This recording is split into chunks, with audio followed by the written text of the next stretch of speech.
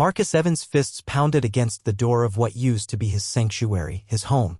Two burly security guards held his arms in a vice grip, their indifference adding to the sting of humiliation. On the rain-drenched sidewalk, a woman clutched 3 trembling children to her chest. The triplets, no older than 4, huddled under a blanket that did little to shield them from the November chill. "Please," the woman begged, her voice cracking. "My children can't stay out in the cold." "Hey, that's my house," Marcus shouted, twisting in the guard's grip. He was a 45-year-old black man with the wear of recent loss in his eyes. 3 months earlier, cancer had taken Elena, his wife and the love of his life. A short man with a thin mustache, the bailiff, stepped forward and waved a document with bureaucratic finality. "The bank has foreclosed on the mortgage, Mr.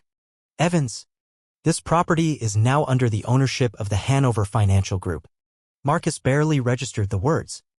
His gaze drifted to the woman and her children, soaked, pale, frightened. "Are you kicking them out too?" Mrs. Harper lived in the back unit. "The entire property has been repossessed." His eyes met hers. Her name was Sarah. 2 strangers bound by the same cruel eviction notice and the cold indifference of the financial institution behind it. Her children Lily, Noah, and Emma shivered in silence. "How much time do we have?" Marcus asked quietly. 1 hour. Collect what you can." And in that moment, something shifted. Marcus, once a meticulous accountant who scheduled grief like appointments, made a decision that defied every instinct he'd ever followed. "Come with me," he told Sarah. "Where?" "My brother-in-law owns a cabin upstate. It's small. Has a fireplace. Better than this."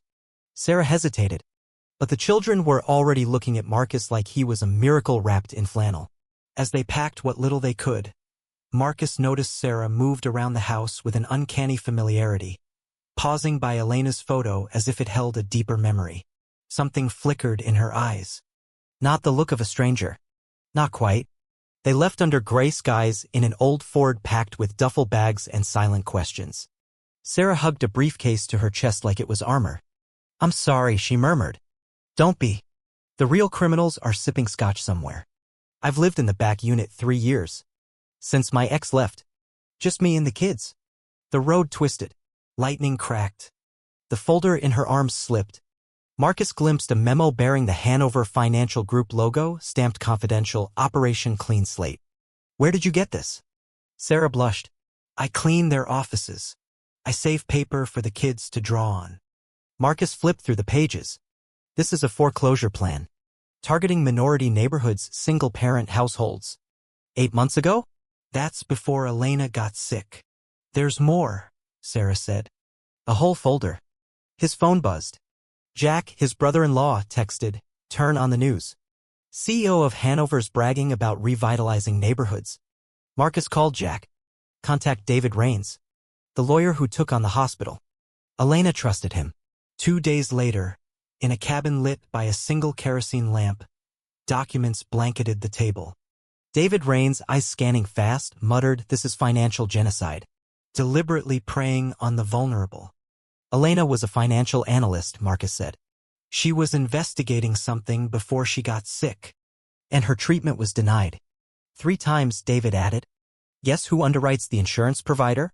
Hanover." That night, Sarah found Marcus on the porch. "Do you think they killed her?" He looked out at the frozen lake. "I think they didn't care if she died." "What now?" He turned, his face granite. "We finish what Elena started."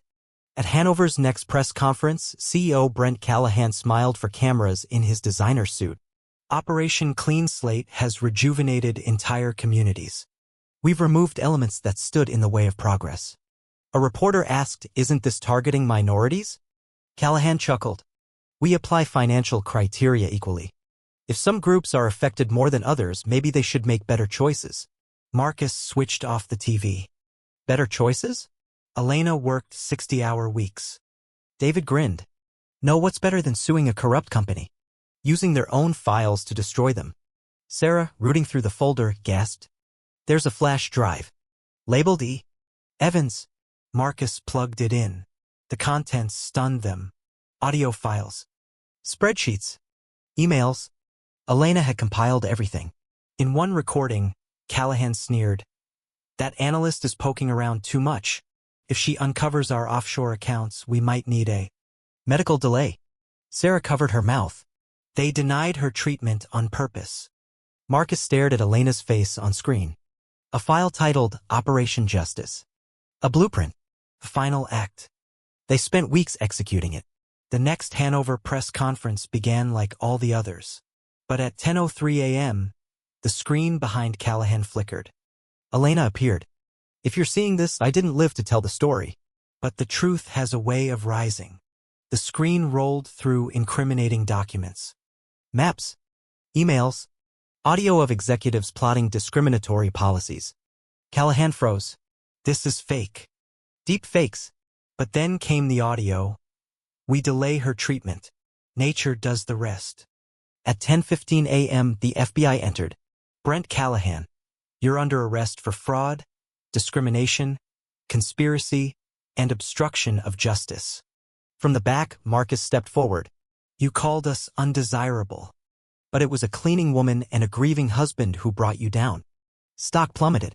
Properties seized. The headquarters converted into the Elena Evans Community Center. Sarah became director of outreach. Marcus was appointed executive director. Callahan, sentenced to 25 years, was assigned community service. On his first day, Marcus met him at the door. Welcome. Today you'll be working in the kitchen. Donna Rosa handed him an apron. Serve with respect. Look people in the eye. By day's end, Callahan looked like he'd aged a decade. I destroyed lives, he muttered. Yes, Marcus said. But maybe you can help rebuild them. 6 months later, Sarah received a letter. The DOJ wanted her and Marcus to head a national task force on systemic financial abuse. Me? She laughed. From cleaning floors to federal reform? Elena saw what you were, Marcus said. Now the world will too. And in the memorial garden behind the center, they planted a single tree, under which Elena's ashes rested. A plaque read, She saw injustice. She fought. She fell. But her truth stood tall. Sometimes justice isn't a courtroom verdict. Sometimes it's a tree growing where corruption once bloomed. And sometimes the people you ignore are the very ones who bring your empire down. All because the truth, like water, always finds a way. Marcus Evans' fists pounded against the door of what used to be his sanctuary, his home. 2 burly security guards held his arms in a vice grip, their indifference adding to the sting of humiliation. On the rain-drenched sidewalk, a woman clutched 3 trembling children to her chest. The triplets, no older than 4, huddled under a blanket that did little to shield them from the November chill. Please, the woman begged, her voice cracking. My children can't stay out in the cold. Hey, that's my house, Marcus shouted, twisting in the guard's grip. He was a 45-year-old black man with the wear of recent loss in his eyes. 3 months earlier, cancer had taken Elena, his wife and the love of his life. A short man with a thin mustache, the bailiff, stepped forward and waved a document with bureaucratic finality. The bank has foreclosed on the mortgage, Mr. Evans. This property is now under the ownership of the Hanover Financial Group. Marcus barely registered the words. His gaze drifted to the woman and her children, soaked,